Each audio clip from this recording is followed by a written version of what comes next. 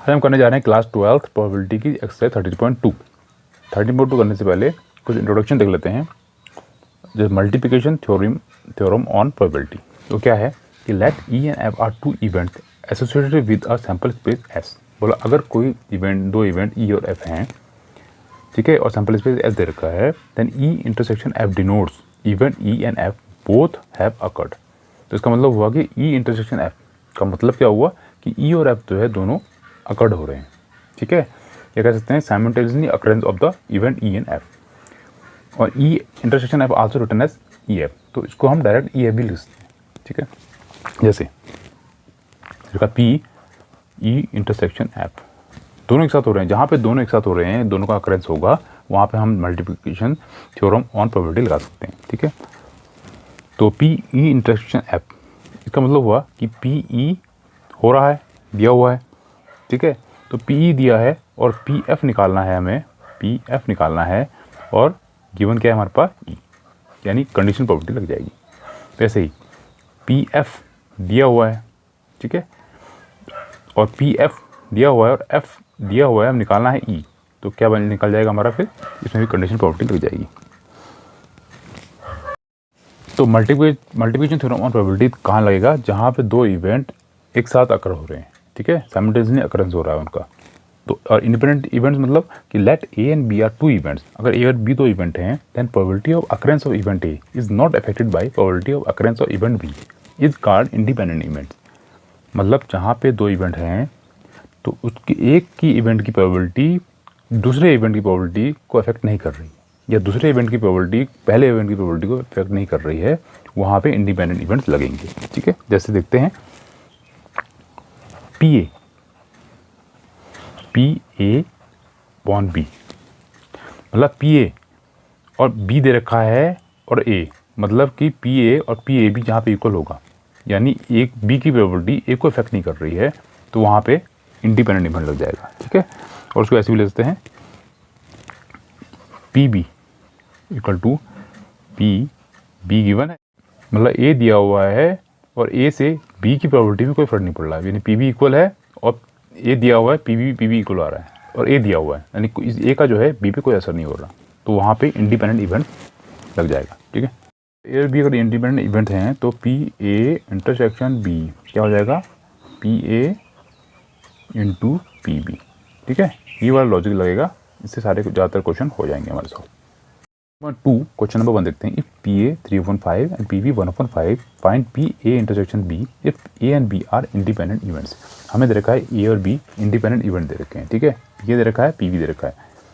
तो if A and B are independent event, then क्या होगा, P A intersection B equal to P A into P B, ठीक है, हमने ऊपर पढ़ा हुआ है।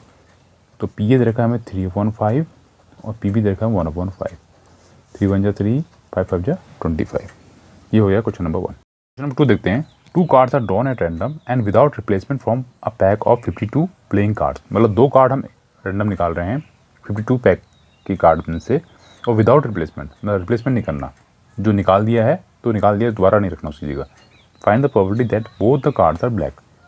अब बोला है कि दोनों कार्ड्स ब्लैक हों, इसकी प्रोबेबिलिटी क्या है। पहले वाले में क्या दिया था आपको कि ए और बी इंडिपेंडेंट इवेंट्स हैं, तो वहाँ हमने इंडिपेंडेंट इवेंट का लगा दिया, लेकिन यहाँ पे अगर इंडिपेंडेंट इवेंट का लगाएंगे तो आंसर आ जाएगा, लेकिन हमें कंफर्मेशन नहीं है कि इंडिपेंडेंट इवेंट्स है या नहीं है, ठीक है। तो ऐसी केस में जहाँ दोनों ही हो रहे हों तो हम यहाँ क्या लगाते हैं, मल्टीप्लिकेशन थ्योरम ऑन प्रोबेबिलिटी, ठीक है, उससे करते हैं। लेट ए मान लेते हैं हम, फर्स्ट ड्रॉन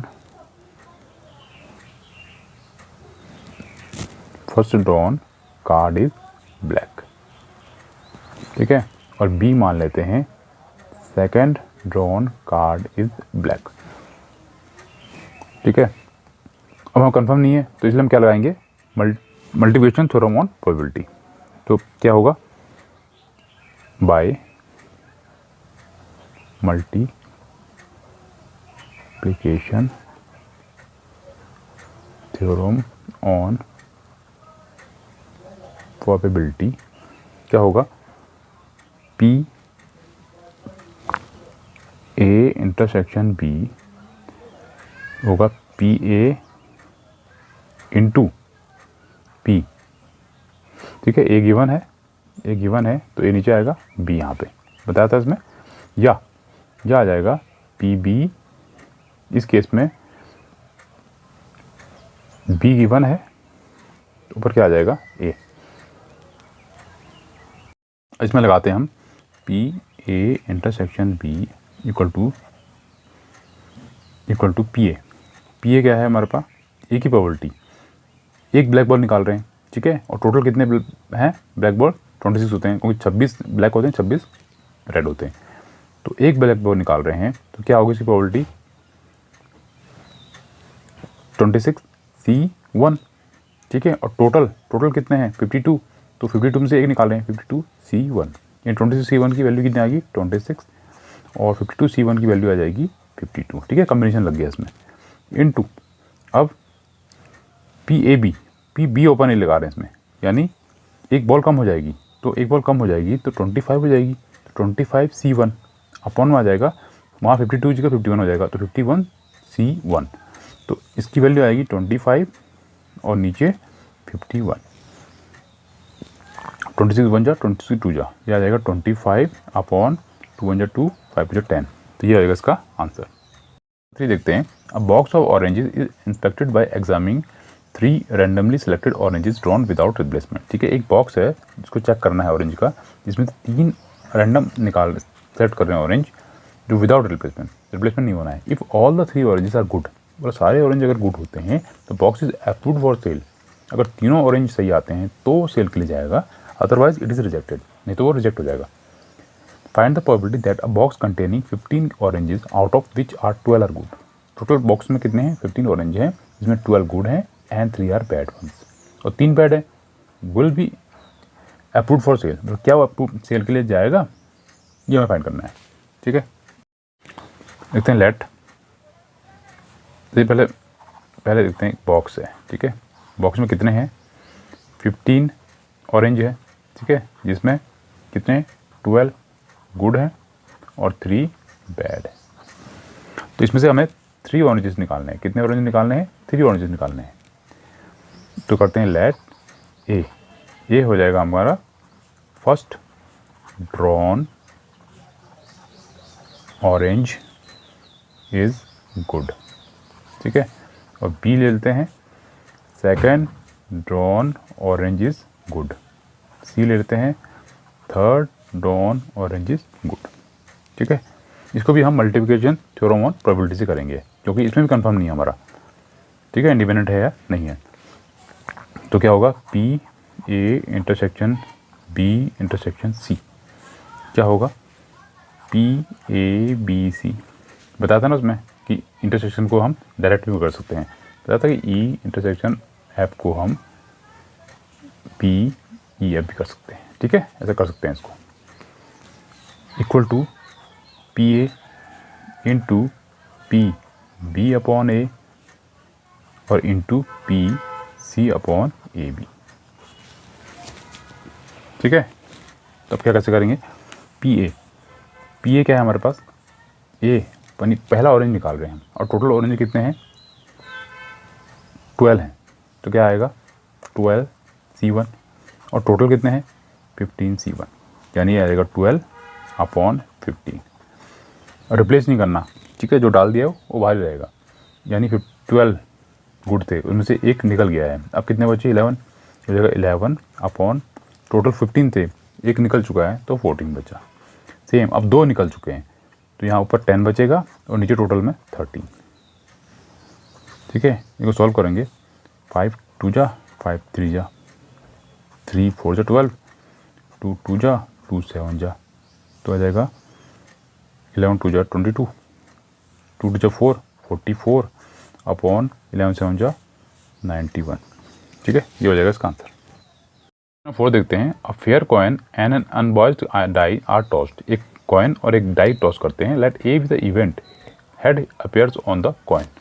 ए को अगर इवेंट मानते हैं भी उसके ऊपर हेड आए, and B the event 3 on the die, तो बी इवेंट मानते हैं कि डाई में 3 आए, check whether A B are independent events और नॉट। तो हमें चेक करना है कि ए और बी इंडिपेंडेंट इवेंट्स हैं या नहीं है। ठीक है, क्वेश्चन नंबर 4 का सॉल्यूशन करते हैं। पहले बना लेते हैं सैंपल स्पेस। ठीक है, क्या बोला है, पहला क्या बोला है, head on the first die. तो क्या होगा, हेड और पहले एक कॉइन टॉस कर रहे हैं और एक हमारे क्या करेंगे, डाई। तो कॉइन करेंगे तो एच और टी होगा। ठीक है, और डाई करेंगे तो 1 2 3 4 5 6 ये होगा। तो अब प्रोबेबिलिटी क्या हो, इसी क्या हो गया सैंपल स्पेस, तो एच 1 के साथ भी होगा, 2 के साथ, 3 के सबके साथ होगा। तो क्या एच 1, ठीक है, फिर एच 2, फिर एच 3, एच 4, एच 5, एच 6। ठीक है, उसके बाद क्या होगा, टी बचा, टी भी सबके साथ होगा, T 1, T 2, T 3, T 4, T 5, T और 6। ये हो जाएगा इसका सैंपल स्पेस। तो टोटल कितने हो गए इसके, NS 12।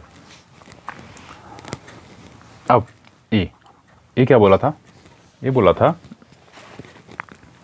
A be the event head appears on the coin. तो कॉइन में क्या आना चाहिए, हेड। तो कॉइन में हेड आ रहे हैं तो ऊपर के सारे आ जाएंगे। तो हो जाएगा H1, H2, H3, H4, H5 और H6। तो इसका NS कितना हो जाएगा टोटल, 1 2 3 4 5 6, ये 6 हो जाएगा। ठीक है, 6 से। अब बी क्या था, बी था B the event 3 on the die. तो डाई में कितना होना चाहिए, 3। डाई में 3 कौन सा है, एक ये है, एक ये है। तो हो जाएगा H3 और T3। बी में 2 ही आए, तो NS कितना, NB कितना हो जाएगा इसमें, NB 3 हो जाएगा। यहाँ पे NS नहीं NA होगा, NA। अब हमें चेक करना है कि इंडिपेंडेंट है नहीं। तो इंडिपेंडेंट इवेंट के लिए कंडीशन क्या थी, तो लिख सकते हैं कंडीशन फॉर इंडिपेंडेंट इवेंट क्या होता है, A इंटरसेक्शन B। ठीक है, की प्रोबेबिलिटी इक्वल होना चाहिए PA इंटू PB। ठीक है, ये होना चाहिए।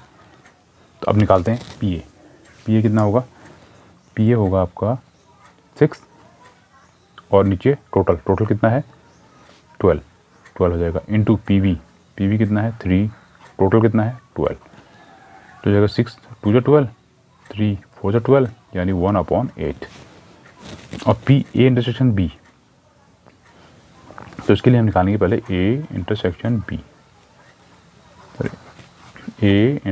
B। क्या होगा, दोनों में कॉमन क्या है, S3, तो 1 है, नीचे टोटल 12, इसकी प्रोबेबिलिटी आ गई। अब यहाँ निकाल देंगे 1/12। तो सेम आ रहा है, सेम नहीं है, इसका मतलब नॉट इक्वल है, देयरफॉर। ठीक है, इसकी कंडीशन है, लेकिन हमने वैल्यू पुट करी तो इक्वल नहीं आ रहा। Therefore event A and B are not independent event. ठीक है, ये तो क्वेश्चन नंबर NB दे रखा है 2। ठीक है, 2 है इसमें। अब क्या है PA की वैल्यू निकालेंगे। तो NA कितना दे रखा है 6, तो प्रोबेबिलिटी निकालेंगे 6, टोटल कितना 12, तो 6/12 इंटू NB दे रखा 2, तो 2/12। तो काट के 1/12 आ जाएगा। और PA इंटरसेक्शन B, इसकी प्रोबेबिलिटी 1/12 है, क्योंकि दोनों में कॉमन कितना है, A इंटरसेक्शन B 1/12। ठीक है, कॉमन एक ही है ना इसमें, H3 S3, तो 1 आ जाएगा और प्रोबेबिलिटी निकालने तो 12 कर देंगे, तो सेम आ गया। The left hand side equal right hand side, filling A and B event are independent events. ठीक है, ये असल में पिछले रिकॉर्ड नहीं हो पाया था, इसलिए मैंने अलग से दोबारा कर दिया। देखते हैं, a die marked 1 to 3 in red, 1 to 3 red है, 4 5 6 in green is tossed. Let A be the event, the number is even. ठीक है, A वो इवेंट है जिसमें इवन आए, B the event the number is red, और B में जो है रेड आना चाहिए। Are A and B are independent, हमें चेक करना है कि A और B इंडिपेंडेंट है नहीं है। ठीक है, तो जैसे हमें दे रखा है 1 2 3, ये बोला था आपका रेड है, और 4 5 6, ये बोला है आपका ग्रीन है, जो ग्रीन से दिखा देंगे। तो टोटल कितना हो जाएगा हमारे पास, NS 6। अब ए इवेंट क्या होगा, ए इवेंट है, बोला है इवन नंबर क्या होंगे, 2 4 और 6, ये हो गए इवन। ए बी क्या बोला था, बी बोला है be the number is red, तो रेड में कौन कौन से हैं, 1 2 3, ठीक है, ये रेड वाले आ जाएंगे बी में। अब निकालना में ए इंटरसेक्शन बी, ये दोनों में कॉमन क्या है, 2, तो 2 आ जाएगा। अब प्रोबेबिलिटी निकालते हैं, पी ए हो जाएगा 3 अपॉन टोटल कितना है 6, 3 1 3 3 2 6, 1/2। पी बी निकालेंगे, पी बी भी 3 है, 3 अपॉन 6, 3 1 3 3 2 6, यानी 1/2। और पी ए इंटरसेक्शन बी, ये कितना है 1/6। अब चेक करना है, हमें निकालना है P A into P B, ठीक है। पी ए दे रखा 1/2, पी बी निकाला हमने 1/2, तो हो जाएगा 1/4। और पी तो नॉट इक्वल टू आ रहा है 1/6, यानी ए इंटरसेक्शन बी के इक्वल नहीं आ रहा, देयरफॉर कहेंगे A and B are not independent event, ठीक है। ये तो क्वेश्चन नंबर